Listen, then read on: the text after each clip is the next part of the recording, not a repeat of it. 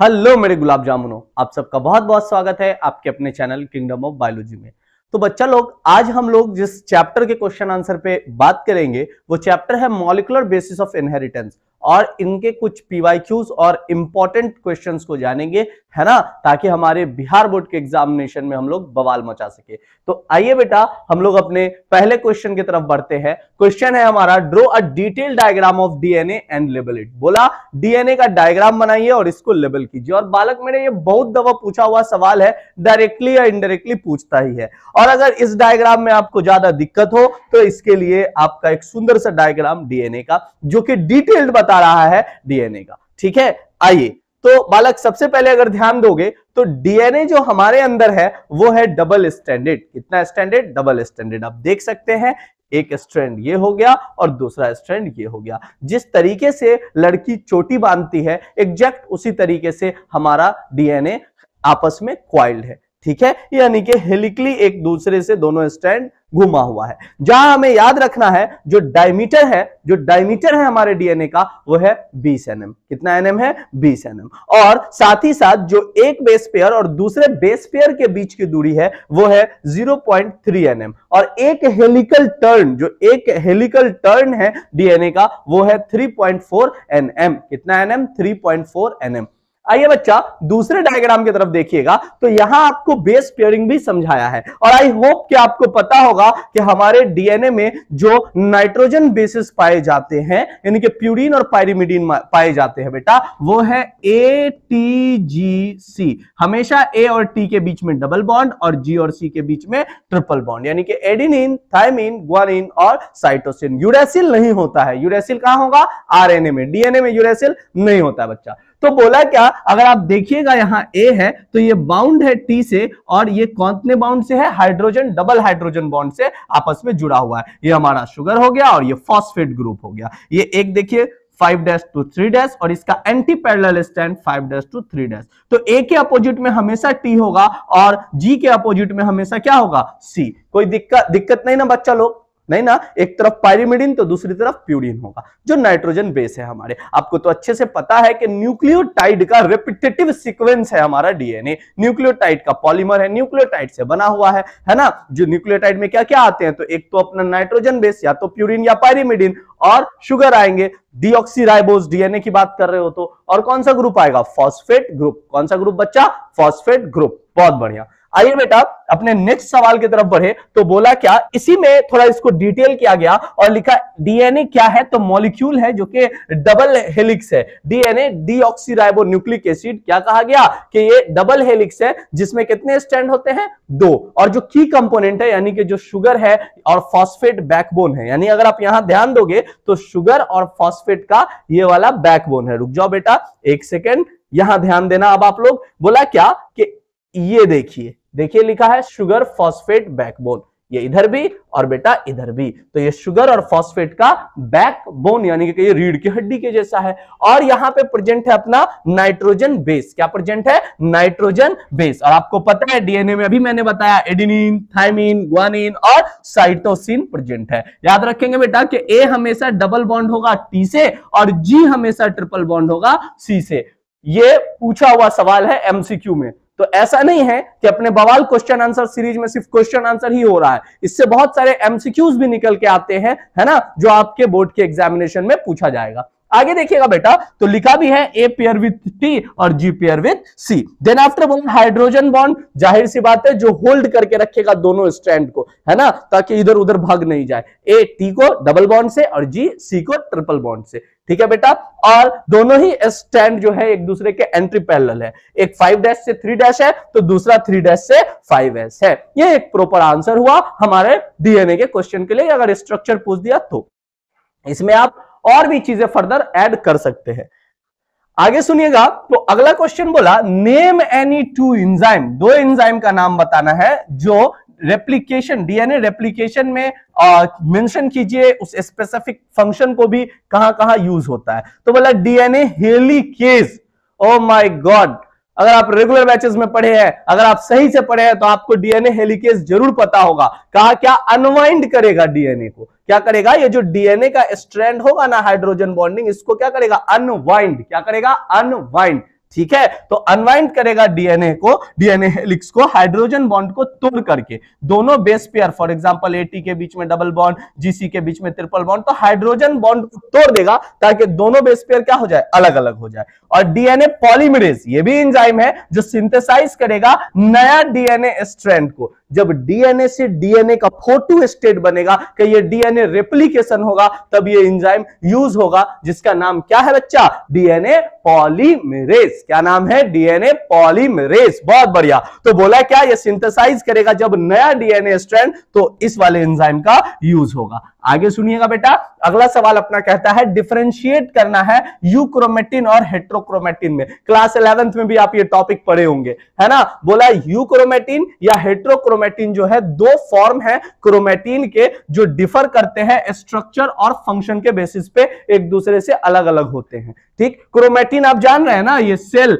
ये न्यूक्लियस, इसके अंदर जो थ्रेड लाइक स्ट्रक्चर है ना मेरा बालक, इसी को क्या बोलेंगे, क्रोमेटिन। कह लो क्रोमोजोम का खुला हुआ फॉर्म है। ठीक है, कहा क्या, इसमें एक होगा यूक्रोमेटिन, ये लूजली पैक होगा, लाइट स्टेन होगा और साथ ही साथ ट्रांसक्रिप्शनली एक्टिव होगा, ज्यादा ट्रांसक्रिप्शन होंगे और ये जीन एक्सप्रेशन को अलाउ करेगा। हालांकि जो हमारा हेट्रोक्रोमेटिन है ये डेंसली पैक होगा, डार्क स्टेन होगा और कहिए ट्रांसक्रिप्शनली इनएक्टिव होगा, है ना। ट्रांसक्रिप्शन समझ रहे हैं ना।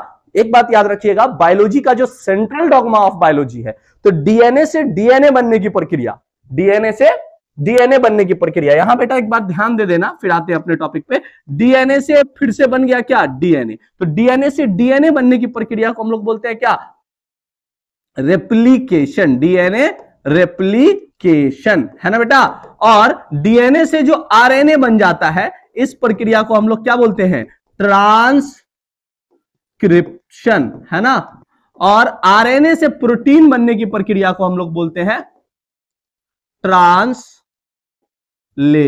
बहुत बढ़िया बेटा। तो याद रखिएगा, यही है अपना central dogma of biology. DNA से डीएनए बना तो डीएनए रेप्लिकेशन, डीएनए से आरएनए बना तो डीएनए का क्या हो गया, ट्रांसक्रिप्शन। और आरएनए से प्रोटीन बन गया बालक मेरे, तो इसको हम लोग बोलते हैं ट्रांसलेशन। अच्छा ये बताइए कि अगर आरएनए से डीएनए बन जाएगा तब इसको क्या करेंगे, कमेंट में लिख के फटाफट से बताइएगा कि आरएनए से वापस डीएनए बन गया तो इसे हम क्या कहेंगे। तो आइए, यहां यही बात कहा कि ये ट्रांसक्रिप्शनली क्या है, इनएक्टिव है ना, और ये बहुत कम ही जीन एक्सप्रेशन को फॉलो करेगा। आगे सुनिएगा बेटा, तो अगला जो अपना क्वेश्चन है फटाफट से ध्यान दीजिएगा। बोला describe the two silent feature of double helix structure of DNA. अभी जस्ट हम लोग देखे हैं, कोई भी दो साइलेंट फीचर लिख देना है, 2018 में पूछा हुआ सवाल है ना। कई बच्चों का ये क्वेरी रहता है कि सर पीवाईक्यूज करा रहे गाइड में भी इसका आंसर है। अरे मेरे बालक, कान ऐसे पकड़ लो, घुमा फिरा के ऐसे ऐसे पकड़ लो,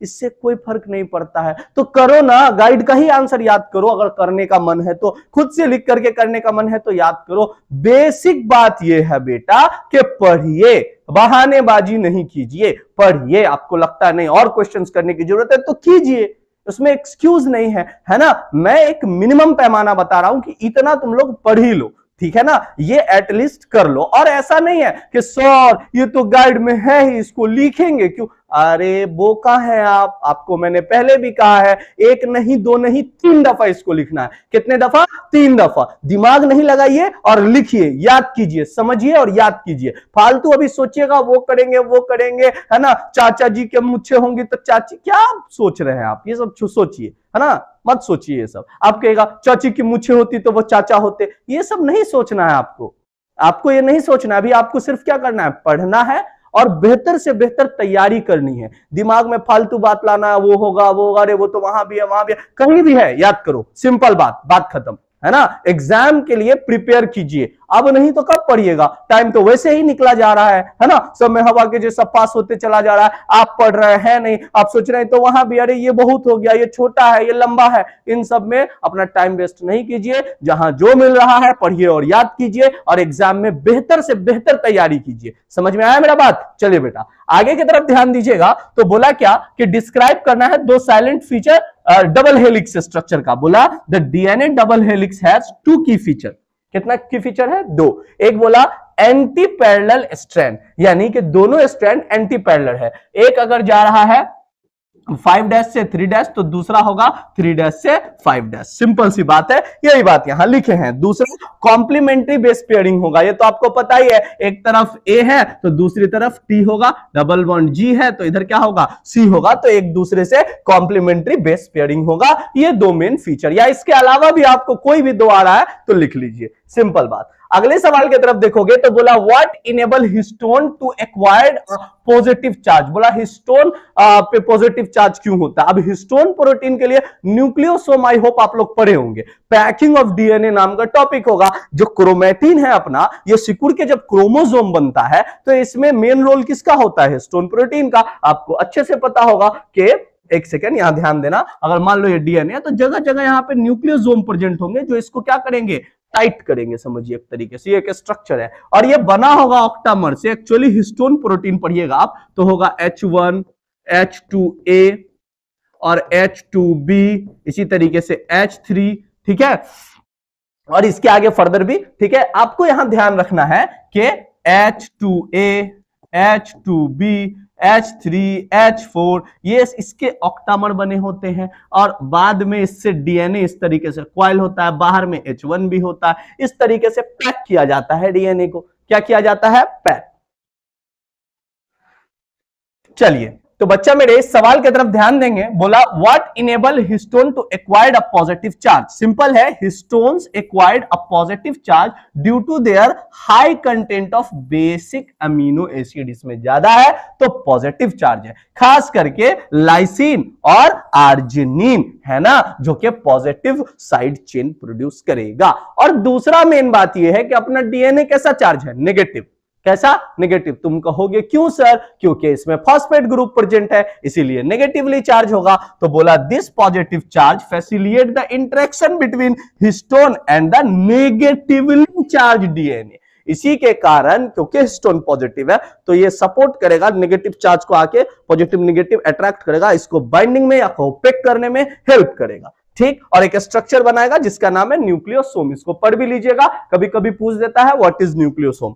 आइए देन आफ्टर अपने अगले सवाल की तरफ बढ़ते चले बालक। तो अगला सवाल बोला डिफाइन कपलिंग एंड रिपल्सन। ये क्या है, लिंकेज पढ़े हो, लिंकेज के क्रोमोसोम पे ये जो जीन प्रेजेंट है ये एसोसिएटेड होंगे तो इसी को क्या कहते हैं, लिंकेज। तो कहा क्या, इन जेनेटिक कपलिंग या कहिए सिस कॉन्फ़िगरेशन नाम से तो आप जरूर पढ़े होंगे। बोला ये अकर होता है जब दो डोमिनेंट एक ही एलील पे पाया जाए, जैसे कैपिटल ए के साथ कैपिटल बी, ठीक, या दो रेसेसिव पाया जाए, कैपिटल ए के साथ स्मॉल बी, है ना, सेम क्रोमोसोम पे। और रिपल्सन क्या बोला, जिसको हम लोग ट्रांस कॉन्फ़िगरेशन भी बोलते हैं, कि बोला एक ही अलील पे जब कैपिटल के साथ एक स्मॉल, जैसे कैपिटल ए के साथ स्मॉल बी या स्मॉल ए के साथ कैपिटल बी पाया जाए तो इसको कहेंगे रिपल्सन। एक्चुअली आप पढ़े होंगे सिस एंड ट्रांस नाम से, ठीक है।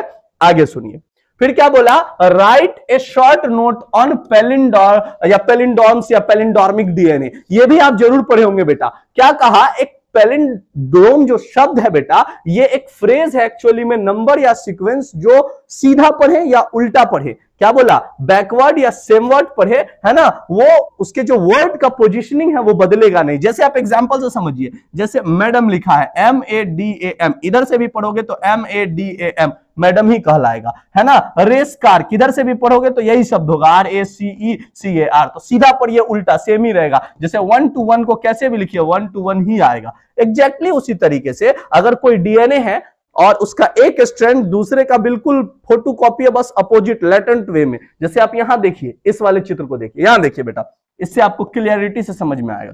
जैसे मान लीजिए डीएनए का 2 स्ट्रैंड है, इस स्ट्रैंड पे देखिएगा तो C cytosine cytosine, guanine guanine, TA CC GG, और जस्ट इसके अपोजिट में देखिएगा तो ये मिरर इमेज समझ लीजिए इसका, CC GG AT CC GG, दोनों से में से किधर से भी आप पढ़िएगा ना, वर्ड्स का पोजीशनिंग सेम ही मिलेगा। इसी को बोलते हैं पैलिंडोर्मिक डीएनए। कोई दिक्कत, आगे बढ़ते हैं। आप सुनोगे तो कहा what do you understand by gene pool. Gene pool से आप क्या समझते हैं, बोला a gene pool encompasses all the genetic material present in a population of a specific species at a given time. यानी एक गिवन समय पे एक कोई खास एरिया के स्पेसीज का बात किए, प्रजाति का बात किए, उसमें जितना भी जीन प्रेजेंट है उस प्रजाति में, उन सबको एक बार में देखिएगा, वही क्या कहलाएगा, जीन पूल। बोला it include all the allele of all genes सारा एलील, सारा जीन्स, किसी भी खास पॉपुलेशन का, ठीक है, एक स्पेसिफिक एरिया में। क्या बोला? The diversity with in a gene pool is crucial, ये जरूरी है फॉर अ पॉपुलेशन के लिए, ये बहुत ज्यादा जरूरी है कि जीन पूल क्या हो, डाइवर्स हो, ताकि एडेप्ट भी कर सके एनवायरमेंटल चेंज को। समझ में आया? तो जीन पूल बेसिकली समझिए, अगर एक कुआं में 30 गो मेढक है तो 30 मेढक की जीन का जितना भी टाइप है, जितना भी एलील है, ये सब देखना, वही क्या कहलाएगा, जीन पूल। ठीक है, आगे सुनिए क्या बोला, define linkage and linkage group को डिफाइन करना है और इफेक्ट ऑफ लिंकेज और इंपॉर्टेंस पे भी डिस्कस करना है। तो लिंकेज अभी जस्ट आपको थोड़ा देर पहले बोले, ये एक फेनोमेनन, एक घटना है जहां जीन लोकेटेड होंगे क्लोज, एक दूसरे से पास पास, एक ही क्रोमोजोम पे। जैसे मान लो एक क्रोमोजोम है, यहाँ ए अभी पास पास में 2 गो जीन लोकेटेड है, ये दोनों साथ में ही ट्रांसफर होंगे क्योंकि एक दूसरे से समझिए एक तरीके से फिजिकली जुड़े हुए हैं, तो ये दोनों साथ में ही ट्रांसफर होंगे। इसी को हम लोग क्या बोलते हैं, लिंकेज। क्या कहेंगे, लिंकेज। अब वाला लिंकेज ग्रुप क्या कहेगा, तो एक क्रोमोजोम पे जितना लिंकेज होगा ना एसोसिएटेड एक दूसरे से, वही कहलाएगा। देखो बोला a linkage group is consist of all genes on a single chromosome, एक क्रोमोजोम पे जितना भी जीन प्रेजेंट है, ठीक है, that tend to be inherited together, जो साथ में ही इनहेरिटेड होगा ड्यू टू देयर प्रॉक्सिमिटी, क्योंकि वो सब पास पास में जुड़े हैं। तुमको बोलेगा लिंकेज ग्रुप निकाल के बताओ, उतना हड़बड़ाना नहीं है। अगर जितना हेप्लॉइड नंबर होगा किसी भी ऑर्गेनिज्म में, जैसे मान लो कि 46 गो क्रोमोजोम है, तो हेप्लॉइड में कितना होगा, गैमेट में 23 गो, तो लिंकेज जो कहिएगा नंबर ऑफ लिंकेज जो होगा वो भी कितना हो जाएगा, 23। ठीक है, तो यही बात बोला, जो लिंकेज ग्रुप हो जाएगा ऑर्गेनिज्म में वो भी इक्वल कितना हो जाएगा, हेप्लॉइड क्रोमोजोम के नंबर के, तो 23 लिंकेज ग्रुप हो जाएगा। सिंपल, आसान, सरल। आगे सुनिए, इफेक्ट क्या है लिंकेज का, बोला डेविएशन फ्रॉम मेंडल्स लॉ, ये मेंडल के नियम को खारिज करता है एक तरीके से। क्यों भाई साहब, क्योंकि मेंडल का नियम कहता है कि एक कौन है जीन, वो अब एक्सप्रेस होगा या का ये ट्रांसफर होगा, इनहेरिटेड होगा, तो उसको दूसरे से लेना देना नहीं होगा। लेकिन यहां तो बोले कि इस पे अगर फॉर एग्जांपल यहाँ ए यहाँ बी है तो इस साथे में ट्रांसफर होगा। लिंकेज तो यही कहता है ना, क्योंकि ये जुड़ा हुआ है आपस में, तो ये लॉ ऑफ इनहेरिटेंस को समझिए एक तरीके से अपोज करता है। अब फिर बोला रिड्यूस जेनेटिक वेरिएटी भी घटाता है, क्योंकि भैया अगर साथ में ही ट्रांसफर होगा तो इसके कारण दिक्कत होगा कि जेनेटिक वैरायटी नहीं हो पाएगी, जो जेनेटिकली चेंज्ड होता है ऑर्गेनिज्म में धीरे धीरे धीरे, वो सब नहीं हो पाएगा, तो ये उसको भी घटा देगा या कहो लिमिट कर देगा। देन आफ्टर बोला इसका इंपॉर्टेंस भी है, हाँ जेनेटिक मैपिंग के लिए बहुत इंपॉर्टेंट है, इससे मैप करके पता लगवा पाएंगे कि कौन सा जीन कहां पे है, साथ ही साथ ये भी पता लगा पाएंगे हम लोग कि डिजीज लोकेटिंग जीन कहां है। तो बोला अंडरस्टैंडिंग लिंकेज ये जरूरी है, ठीक है, कंस्ट्रक्टिंग जेनेटिक मैप बनाने के लिए, जिसके कारण आप लोकेट कर पाइएगा जीन को जहां पे एसोसिएटेड है ना, किस डिजीज या ट्रेट से। सुनिए फिर बोला ब्रीडिंग प्रोग्राम, जिसका नॉलेज होगा लिंकेज का, एड का, या सिलेक्ट करना डेजरेबल ट्रेट को, गुण को एग्रीकल्चर में, तो इसका नॉलेज होने से इन सब में भी थोड़ा थोड़ा फायदा है। आगे सुनिएगा बालक, तो अगला सवाल बोला कि what are the role of 3 part of transcription unit, या सीधे पूछा व्हाट इज ट्रांसक्रिप्शन यूनिट। तो जब ट्रांसक्रिप्शन आप पढ़े होंगे तो वहां शुरुआत में ही पढ़े होंगे ट्रांसक्रिप्शन या ट्रांसक्रिप्शन यूनिट या ट्रांसक्रिप्शनल यूनिट, ठीक है। इसको अभी मैं आता हूं इसके डेफिनेशन पे, पहले मैं आपको इस वाले चित्र पे लाऊंगा और कहूंगा बेटा कि इसको समझ लो, हो गया ये क्वेश्चन खत्म। क्यों? क्योंकि यहां देखिए ये डीएनए का एक स्ट्रैंड येलो वाला देखिए और ये दूसरा वाला, तो मान लीजिए टेम्पलेट एक कोडिंग स्ट्रैंड हो गया। सिंपल बात समझिएगा, तो यहां पे देखिएगा बेटा आप, यहां एक सेकेंड मैं कलर बदल लेता हूं, हाँ इस वाले जगह को देखिए, तो यहां क्या लिखा हुआ है, प्रोमोटर। यहां यह वो जगह है जहां पे अलग अलग एंजाइम्स वगैरह आके यहां बाइंड करेंगे और यहां से ट्रांसक्रिप्शन शुरू होगा, यानी कि डीएनए से आरएनए बनने की प्रक्रिया शुरू होगी। तो लिखिए ट्रांसक्रिप्शन के स्टार्ट साइट को आप कहिएगा प्रोमोटर। तो पहला क्या हो गया, प्रोमोटर। दूसरा क्या हुआ कि वह डीएनए का पार्ट जहां से जिसको कॉपी करके आरएनए बन पाए, तो यह हो गया आपका कौन सा, ये स्ट्रक्चरल जीन हो गया, ठीक है। और तीसरे तरफ देखिएगा तो है टर्मिनेटर, जहां पे ट्रांसक्रिप्शन खत्म हो जाएगा उसको कहेंगे टर्मिनेटर। और ये तीनों मिलकर के ही कौन सा यूनिट बनाएंगे? Transcription unit. अब आइए एक एक करके देख लेते हैं। कहा एक ट्रांसक्रिप्शन यूनिट जो डीएनए का है वो 3 कंपोनेंट के साथ है। सबसे पहले प्रोमोटर लोकेटेड होगा अपस्ट्रीम में, है ना, स्ट्रक्चरल जीन में। और बोला प्रोमोटर डीएनए के पास सीक्वेंस होगा जो बाइंडिंग साइट है, किसके किसके लिए बाइंडिंग साइट है? आरएनए पॉलीमरेज आके इस पे जुड़ेगा, इनिशिएशन ट्रांसक्रिप्शन आके जुड़ेगा और शुरुआत करेगा डीएनए से आरएनए बनाने की। फिर सुनिए बालक, फिर बोला स्ट्रक्चरल जीन वह सेगमेंट डीएनए का जिससे कहिए ट्रांसलेट होकर के, है ना, एमआरएनए बनेगा, है ना, इसी को हम लोग बोलेंगे। ठीक, फिर बोला टर्मिनेटर सिचुएटेड डाउन स्ट्रीम में सिचुएटेड होगा स्ट्रक्चरल जीन के, और जिसका काम होगा कि सिग्नल करना कि भैया आप ट्रांसक्रिप्शन खत्म हो गया है, आप आरएनए को रिलीज कर दीजिए। खुश, कोई दिक्कत नहीं। आओ बेटा आगे अपने सवाल की तरफ बढ़े। तो अगला सवाल कहता है डिफाइन क्या इंटरेक्शन ऑफ जीन के इंटरेक्शन को डिफाइन कीजिए किसी भी सुटेबल क्रॉसिंग या एग्जांपल्स को लेकर के। अरे क्या कहा सुनो, बोला जीन इंटरेक्शन क्या है? ये रेफर करता है फिनोमिनन, ये घटना है वेयर मल्टीपल जीन जो है इन्फ्लुएंस करे एक सिंगल फेनोटाइपिक ट्रेट को। पीछे भी हम ये बता चुके हैं, मतलब पिछले वाले क्लास में भी हम लोग ये पढ़े थे। Often modifying the expected Mendelian inheritance ratio को समझिए मॉडिफाई कर देगा ये। आइए बताता हूं कैसे। बोला क्या एग्जांपल लीजिए, फ्लावर कलर स्वीट पी में इसका रेशियो है 9:7 का। ये क्या बात हुआ, रेशियो हम लोग F2 का पढ़े थे 9:3:3:1, याद है? यहां सुनिएगा। तो बोला क्या स्वीट पी में 2 जीन इन्वॉल्व होंगे डिटरमाइनिंग ऑफ फ्लावर कलर के लिए 2 जीन इन्वॉल्व होंगे। क्रॉसिंग कीजिएगा तो जब 2 डाइहाइब्रिड प्लांट को क्रॉस किया गया, capital A small A capital B small B को, ठीक है, तो F2 जेनरेशन एग्जिबिट किया एक मॉडिफाइड फेनोटाइपिक रेशियो। आउटकम होना तो चाहिए था F2 का रेशियो पड़े 9:3:3:1, लेकिन आया यहां पे 9:7 रेशियो। आइए 9 प्लांट कलर्ड फ्लावर के साथ आया जिसमें कम से कम एक डोमिनेंट एलील होगा दोनों ही जीन में, यानी कि इधर वाले में भी और इधर वाले में भी। और 7 प्लांट व्हाइट फ्लावर के साथ आया जहां एब्सेंस हो गया डोमिनेंट एलील का एक में या दोनों में। तो सिंपल सी बात है, जब 2 फैक्टर रिस्पॉन्सिबल हो या फिर मल्टीपल फैक्टर रिस्पॉन्सिबल हो किसी एक ट्रेट के लिए, कोई दिक्कत नहीं। आगे सुनिएगा, अगला सवाल बोला है डिस्क्राइब अबाउट इनिशिएशन, मतलब होता है बेटा शुरुआत, कोडोन एंड टर्मिनेशन कोडोन। बेटा इसको ना पूछता है बालक मेरे एमसीक्यू में भी। अब देखोगे तो ऑब्जेक्टिव में भी ये सवाल पूछा हुआ है कि स्टार्टिंग कोडोन के बारे में बताइए और जो स्टॉप कोडोन है इसके बारे में बताइए। बहुत इजी है, कुछ भी पढ़ने से पहले याद रख लो AUG ये करवाएगा स्टार्ट। क्या AUG स्टार्ट करवाएगा। और ये ध्यान दीजिएगा यहां पे, तो बोला इन दिस प्रोसेस ट्रांसलेशन जो है स्पेसिफिक कोडोन का होता है, आपको तो पता ही है, अलग अलग कोड होते हैं, ठीक है, एमआरएनए पे, जो कि एक खास रोल अदा करता है या प्रोटीन सिंथेसिस में एक स्पेशल रोल प्रोवाइड करता है कोड। अब सुनिएगा बालक, बोला क्या इनिशिएशन कोडोन पे अगर बात करेंगे तो इनिशिएशन कोडोन एक टिपिकली क्या है AUG, ये सिर्फ याद रखिए आप, AUG ये शुरुआत कराएगा, स्टार्ट कराएगा, ठीक है, ट्रांसलेशन के प्रक्रिया की, ठीक है। और ये कोड इनिशिएट करता है प्रोटीन सिंथेसिस को, साथ ही साथ कौन से अमीनो एसिड को ये करवाएगा, किस अमीनो एसिड के लिए कोड है, मिथियोनिन के लिए। और चूंकि इतना बात हो ही गया है तो याद रखिएगा बेटा 20 अमीनो एसिड है, कितना 20 अमीनो एसिड है ना, जिसको कोड करता है कितना 64 कोडोन। इसमें से भी 3 गो तो स्टॉपे कोडोन है तो 61 कोडोन, बाकी 3 गो है अपना नॉनसेंस कोडोन, याद रखिएगा। तो बोला टर्मिनेटिंग कोडोन या नॉनसेंस कोडोन क्या है, जो स्टॉप करेगा ट्रांसलेशन को, उआ उएग उगा, यानी कि UUA UAG और UGA, ठीक है, ये कर देगा स्टॉप। जैसे ही एमआरएनए पे ये 3 में से कोई एक कोड आया तो ट्रांसलेशन की प्रक्रिया स्टॉप, खत्म।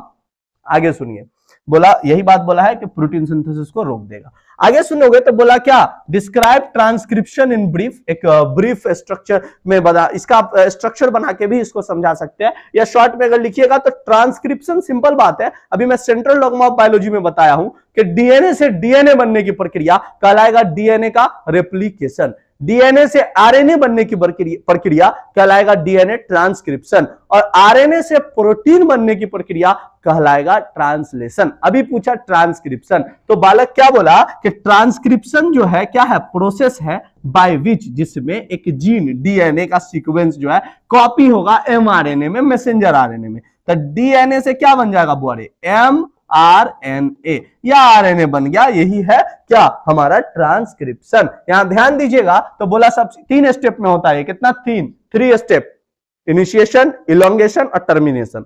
सुनिएगा, बोला इनिशिएशन शुरुआत, आरएनए पॉलीमरेज बाइंड कर जाएगा किससे? प्रमोटर रीजन से। ठीक, अभी ट्रांसक्रिप्शन यूनिट में पढ़ा है ना कि प्रमोटर स्टार्टिंग रीजन वाला, तो उससे बाइंड करेगा आरएनए पॉलीमरेज, अनवाइंड करेगा डबल हेलिक्स को और टेम्पलेट स्ट्रैंड को एक अलग तरफ करेगा। फिर बोला इलोंगेशन होगा, अब आरएनए पॉलीमरेज सिंथेसाइज करेगा एक कॉम्प्लीमेंट्री आरएनए स्ट्रैंड जिसमें ऐड करेगा ये न्यूक्लियोटाइड। हमेशा सिंथेसिस होगा, रट लो 5' से 3'। ये हो एमसीक्यू में पूछ सकता है कि नया चेन का सिंथेसिस किधर से किधर, 5' से 3' में, और मैचिंग द डीएनए टेम्पलेट के अपोजिट में। ठीक है, जैसे ए होगा तो जो आरएनए बन रहा है इस पे क्या होगा? टी। नक्को रे बाबा, क्योंकि आरएनए में होता है यू। ठीक, जी होगा तो सी। इस तरीके से ट्रांसक्रिप्ट करेगा कौन? आरएनए या आरएनए पॉलीमरेज कह लो। टर्मिनेशन में बोला अपॉन रीचिंग, जब तक टर्मिनेशन साइड पे पहुंचेगा वही उआ, उएग या उगा में से कोई भी एक आएगा तो वहां पे ये प्रक्रिया खत्म हो जाएगी। अब चाहे तो इसका तस्वीर भी ड्रॉ कर सकते हैं इस वाले क्वेश्चन में। फिर बोला क्या? गोल बताइए ह्यूमन जीनोम प्रोजेक्ट का, HGP का। कहा क्या? ह्यूमन जीनोम प्रोजेक्ट एक तरीके का एक प्रोजेक्ट है जिसमें इंटरनेशनल साइंटिफिक कहिए इन्वेडर एम किए कि चलिए मैप करते हैं पूरे वर्ल्ड के पॉपुलेशन में जितना जेनेटिक वैरायटी है, कौन कौन सा जीन है, सबको। तो वही बात बोला, understand all gene of the human species, है ना, ये प्राइमरी इसका गोल था। आइए अब क्या किस लिए था ये भी समझते हैं। बोला सीक्वेंस अगर करेगा इंटायर ह्यूमन जीनोम को, तो बोला determining the complete sequence of 3 billion DNA base को क्या कहेगा? बेस पेयर को डिटरमाइन करेगा इस प्रोजेक्ट में। कितना? 3 बिलियन। अब क्या बोला? आइडेंटिफाई अगर कर लेगा सबको या लोकेट करेगा, तो इसमें तो पहले तो दिक्कत है, इतना बड़ा डाटा एनालिसिस करना पड़ेगा, बहुत एक्सपेरिमेंट करना पड़ेगा। आई मीन कितना सारा ही डाटा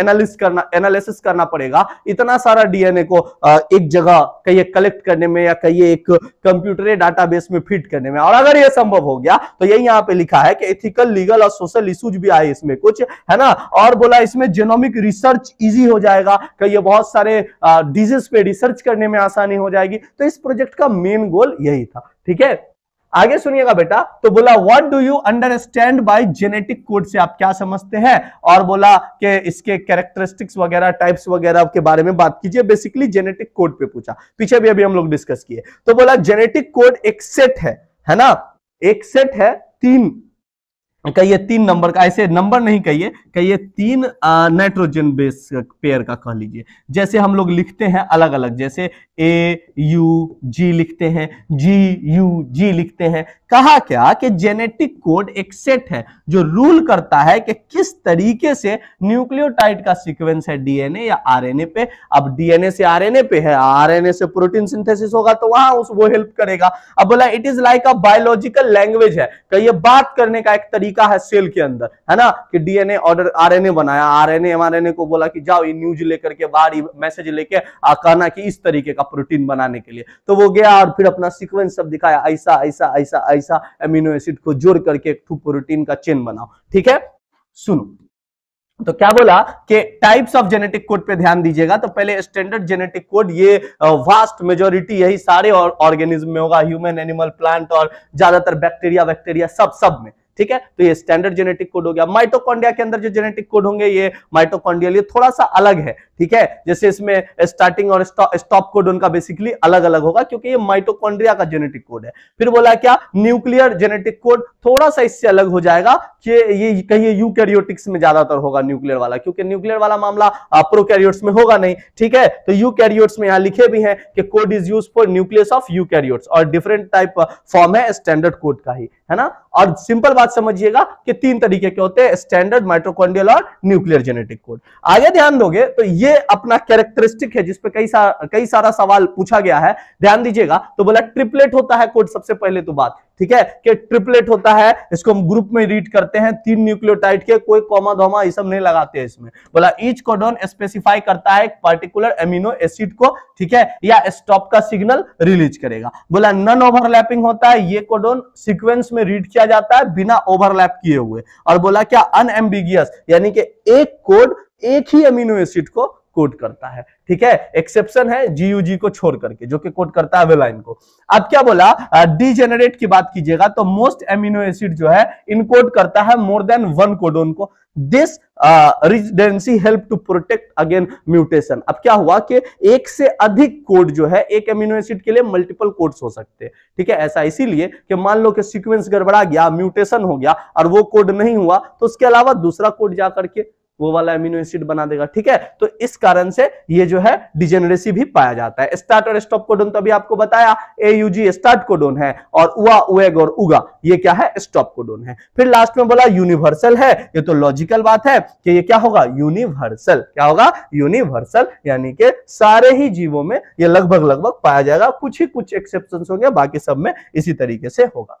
तो ये बेटा अपना ये पूरा क्वेश्चंस हुआ हमारा मॉलिक्यूलर बेसिस ऑफ इनहेरिटेंस का, और इस वाले यूनिट में हम लोग प्रिंसिपल ऑफ इनहेरिटेंस भी कर लिए थे। इसके अलावा इसमें अगर क्वेश्चन एक देख लेना तो तुम लोग म्यूटेशन पे थोड़ा सवाल सब देख लेना, जो अलग अलग टाइप है इसके, फ्रेम शिफ्ट वगैरह, मैं अपने टेलीग्राम ग्रुप पे इसका फ्लो चार्ट डाल दूंगा, ठीक है। तो म्यूटेशन एक नजर में देख लेना, कभी कभी इससे भी सवाल पूछ देता है, ठीक है। और एक वो न्यूक्लियोसोम वाला टॉपिक भी आप लोग देख लीजिएगा तो बहुत बेस्ट रहेगा। साथ ही साथ आप ध्यान रखेंगे इसको भी एक दफा पढ़ लिया जाए।